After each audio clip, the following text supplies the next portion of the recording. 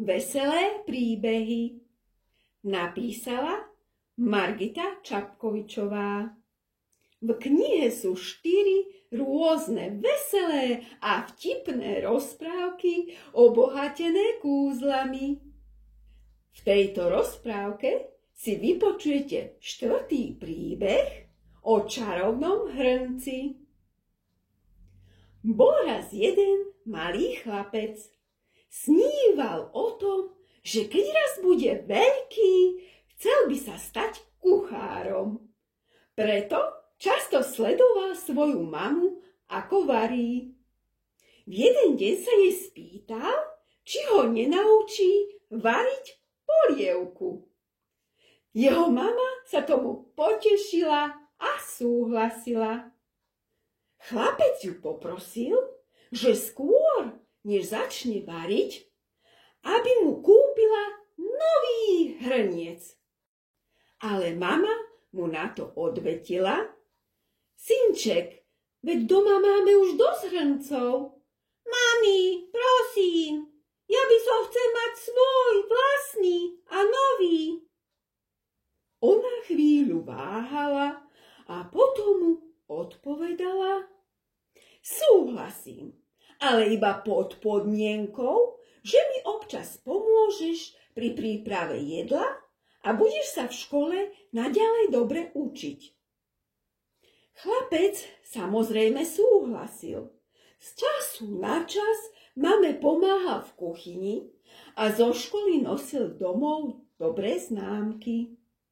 Mama bola veľmi spokojná. Preto súhlasila, že pôjdu spolu kúpiť nový hrniec.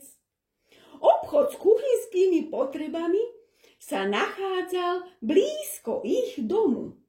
Keď už boli v obchode, prechádzali sa okolo regálov. Chlapcovi sa zapáčil jeden hrniec a povedal: Mami, prosím, kúp mi tento. A ukázal jej na červený hrniec zmalovaný bielým kvetom. Sám si ho odnesiem domov a budem mnou variť. Dobre, ty môj malý kuchár, odpovedala mu mama a kúpila mu ho. Keď sa vrátili domov, chlapec išiel do kuchyne, vytiahol hrniec krabice von a položil si ho na sporák. V tom sa zrazu ozval cudzí hlas. Ahoj, čo budeme dnes variť? Chlapec sa zľakol a obzeral sa dookola, aby zistil, odkiaľ ten neznámy hlas prichádza. Ale nikoho v kuchyni nevidel. Ten hlas sa znovu ozval. Zabudol si mi kúpiť naberačku. Chlapec sa v momente otočil smerom ku sporáku. Vytreštil oči a prekvapil sa, že ten hlas vychádza z hrnca. Potom rýchlo bežal za mamou do obývacej izby a povedal jej: Mami, ten môj nový hrniec rozpráva. Pozdravil ma a spýtal sa, čo navaríme. A ešte ma aj napomenul, že som mu nekúpil novú naberačku. Jeho mama sa na neho neveriacky pozrela a uistila ho. Hrnce predsa nevedia rozprávať a naberačiek máme doma dosť. Nepotrebujeme novú. Ale chlapec sa ju aj tak snažil prehovoriť, aby si tú naberačku mohol kúpiť. Vymyslel si, že znovu sa mu bude oveľa lepšie variť. Po jeho dlhšom presviečaní mu to mama nakoniec povolila. Tak sa s radosťou vybral do obchodu s kuchynskými potrebami. Vošiel dovnútra a prezeral si všetky naberačky. Nakoniec si jednu vybral a povedal jej: Ty si pekná, teba si kúpim. bielým. Bola tiež červenej farby s malovaným bielým kvietkom. Zaplatil za ňu a vrátil sa domov. Vybalil ju z papiera a položil si ju do hrnca.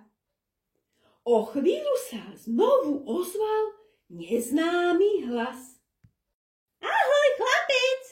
Ahoj, hrniec! Pozdravila ich naberačka. Ahoj, naberačka! Odzdravil jej hrniec. Ja si prosím nový tanier! Ozvala sa naberačka. Chlapec nechápal a prekvapene sa jej opýtal. Naberačka, aj ty rozprávaš? Áno, a potrebujem nový tanier, aby som mala do čoho naberať uvarené jedlo. Chlapcovi sa ten nápad páčil a bežal za mamou. Spýtal sa jej, či môže ísť znovu do obchodu, ale tentokrát si kúpiť nový tanier. Ona mu na to odpovedala. Synček, s tým nesúhlasím, veď máme v kuchyni veľa tanierov. Ale ja si prajem nový tanier. Nahlas zvolala červená naberačka. Chlapcová mama sa zľakla, keď počula ten neznámy hlas z kuchyne. Rýchlo tam bežala. Nevidela tam však nikoho cudzieho. Kde mám ten nový tanier? Netrpezlivo sa spýtala naberačka a búchala pritom o hrniec. Jeho mama od prekvapenia ani nedýchala, keď počula rozprávať naberačku.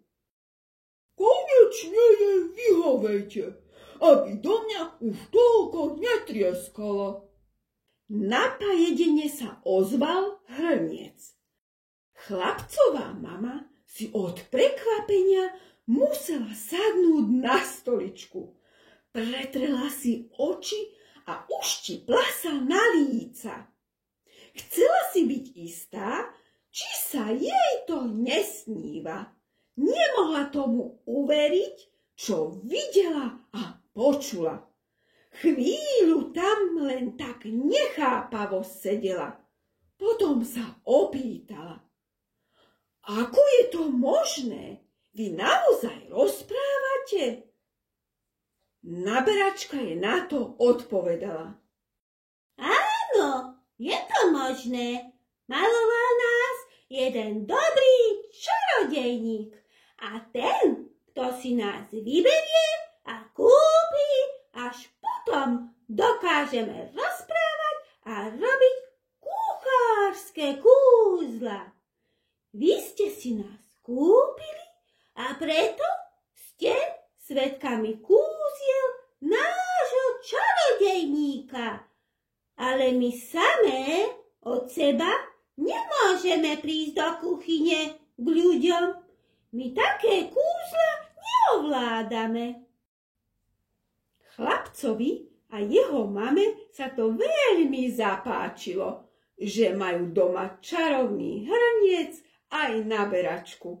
A preto mama súhlasila, aby jej synček išiel znovu do obchodu. A poradila mu. Keď si kúpiš nový maľovaný tanier, zisti, či aj on rozpráva. Spýtaj sa ho, či niečo nepotrebuje, aby si nemusel stále behať do obchodu. Chlapec tak aj urobil. Keď tam prišiel, hľadal iba tanier v červenej farbe s malovaným bielým kvetom. Aj ho našiel. Najskôr si ho kúpil a potom sa ho spýtal. Ahoj, tanier, vieš rozprávať? Po krátkej chvíľke sa z taniera ozval hlas. Ahoj, chlapec, teraz už viem hovoriť, lebo si ma kúpil. Chlapec mu na to odpovedal. Tanier, to som veľmi rád. A chceš, aby som ti kúpil aj lyžičku? Nie, nechcem, rázne odvetil tanier. Chlapec sa vrátil z obchodu domov. Na tešenie vybalil z papiera nový tanier. Keď ho položil na stôl, tak mu povedal: Ty si veľmi pekný tanier. Z teba mi bude určite chutiť jesť. Potom si dal vedľa neho lyžicu. Na to sa mu ozval čarovný tanier. Ja si prosím novú lyžicu. Ale veď som sa ťa pýtal, či chceš novú lyžičku. A odpovedal si mi, že nechceš. Lebo ja som nechcel lyžičku. S tou sa mieša káva a čaj. Ja som chcel veľkú lyžicu na polievku. Dobre, na budúce, keď pôjdem do obchodu, tak ti ju kúpim, sľúbil mu chlapec. Potom išiel do vedľajšej izby za mamou a poprosil ju, aby ho naučila variť zeleninovú polievku. Súhlasila a išli spolu do kuchyne. Tá mu postupne radila, čo má robiť. Najskôr si chlapec umyl mrkvu, petržlen, zeler a pór. Potom všetku zeleninu nakrájal na kolieska a vložil do nového hrnca. Ešte k tomu pridal aj celú cibuľu. Zeleninu zalial vodou, posolil a okorenil, ako mu mama poradila. Potom mu zapla plyn na sporáku. Keď zovrela voda, tá potom pomaličky bublala. Nová naberačka sama od seba občas polievku premiešala. Rozvoniavala po celej kuchyni. Polievka sa varila už nejaký čas. Potom nový hrniec začal volať: Polievka je hotová! Polievka je hotová! Obaja prišli ku hrncu a mama na sporáku vypla plyn. Potom synčekovi položila na stôl nový hrniec aj s naberačkou. Sadol si spokojne za stôl. Tešil sa, ako si na polievke pochutná. Zrazu sa na pajedenie ozval nový tanier. Ja nechcem, aby si jedol so starou lyžicou. Ja chcem novú. Chlapec mu na to odpovedal. Ale ja sa potrebujem najskôr najesť, lebo som hladný. Nová naberačka chcela nabrať z nového hrnca polievku do červeného taniera s malovaným bielým kvetom. Ale tanier zrazu spadol na zem a rozbil sa. Ako si mohol len tak spadnúť? Spýtal sa ho chlapec. Sám som sa zhodil na zem. Nechcem, aby si jedol so starou lyžicou. Keď mi kúpiš novú, tak sa zacelím. Odvetil namosúrený tanier. Chlapec ho na to rázne poučil. Tanier, nesprávaš sa pekne, tak ti tú novú lyžicu nekúpim a ty sa nikdy nezacelíš. Nazbieram si ťa metličkou na lopatku a hodím ťa do smetiaka. Pôjdem ti kúpiť novú lyžicu iba vtedy, ak mi slúbiš, že sa už nikdy nebudeš chovať drzo a neslušne. Tanier sa vyľakal. Nechcel byť v smetiaku. Chcel zostať bývať v domčeku v kuchyni. Zamrzelo ho, ako sa zachoval. Potom chlapcovi milo odpovedal. Pre prepáč, že som bol panovačný a zhodil som sa na zem.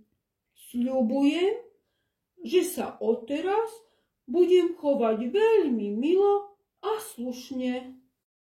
Chlapec sa tomu potešil.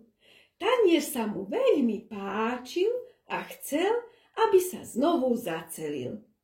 A išiel mu do obchodu kúpiť novú lyžicu.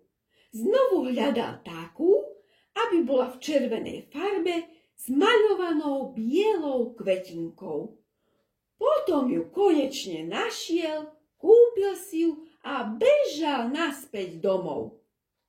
Keď rozbitý tanier zbadal novú lyžicu, s radosťou sa zocelil a chlapcovi sa poďakoval.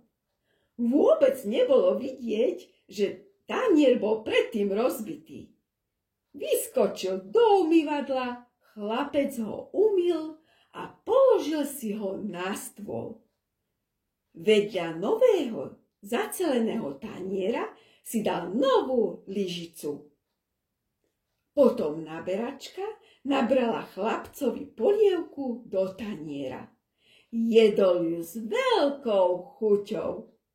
Od toho dňa mama často učila chlapca variť rôzne jedlá a on vždy pritom používal svoju novú čarovnú súpravu riadu.